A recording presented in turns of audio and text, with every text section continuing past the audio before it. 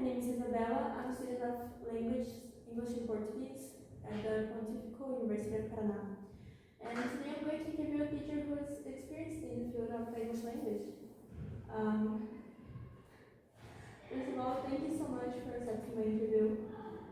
And before I begin, I also like to ask your permission to post this video as a part of the assignment. Is that okay? Yeah, I think it's okay. So, hello, first of all, my name is Eduardo, and it's a pleasure to be here. And of course, I guess it's okay. Where's the video going to be posted? On YouTube, it's okay. On YouTube? Yeah, that's fine. Okay. Can you please tell us a bit about yourself, your journey, and everything? My journey, my career in English teaching, yeah, for sure. My interest in English started a long time ago when I was very young.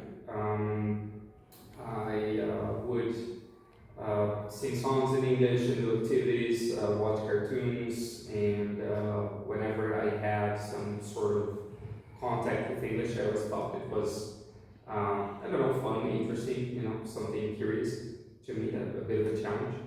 Then from like 5 until 10, I only studied English from home and with materials that my parents got me. Then I think I was 11, then that's when I actually started an English course. So my parents enrolled me in a language school and I started studying English for me.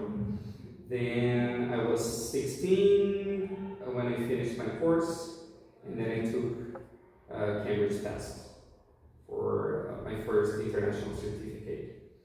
After that, I got into college, but I studied biology, so nothing to do with English.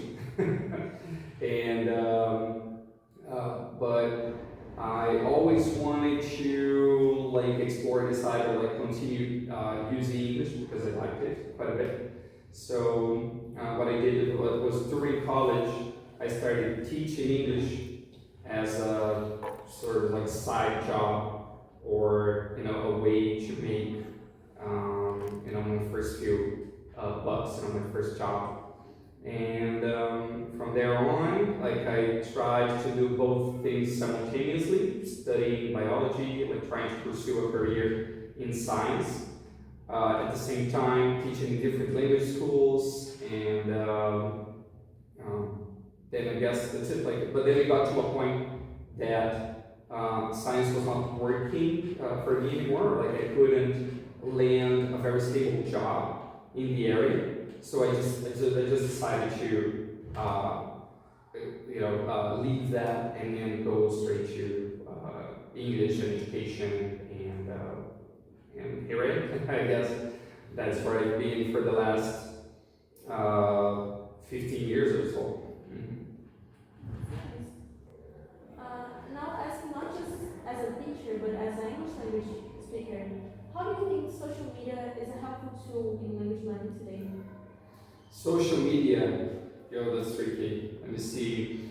Mostly getting students more in touch with the language, I guess, maximizing the amount of time that they have in contact with the language. In the past, it would be definitely harder to find resources and trying to find a good content to practice English with. Now with modern technology and social medias and all sorts of platforms and websites, it's very easy to be immersed in English language as much as you want. And then social media can bring this again element of connection with the kids. They might see an influencer they like, or whatever, a game they like, a movie they like, an actor that they look up to, and then posting things in English, writing in English, and then they get to listen to them, read expressions, slangs, or maybe reviews about that, and that's going to help them out. Practicing a little, and at the same time, them how English is kind of a lingua franca and can serve as a purpose for like global communication, right? Because it doesn't matter if whoever they follow on social media is, say, American or not, British or not. They could be from any other even country. Most of them are going to communicate in English if they're speaking to a broader audience. And to finish this interview, what advice would you give to students like me who are just starting in the language program? What advice? Yes. Starting in the language program.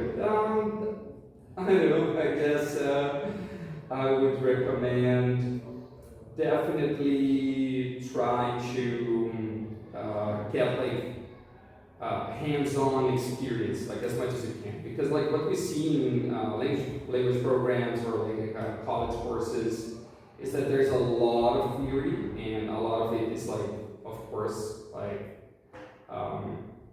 state of the art, like very, the latest information that you can find, and there's a lot of debates and a lot of discussions on which teaching approaches should be best, or like how these or that authors, contributing to the area.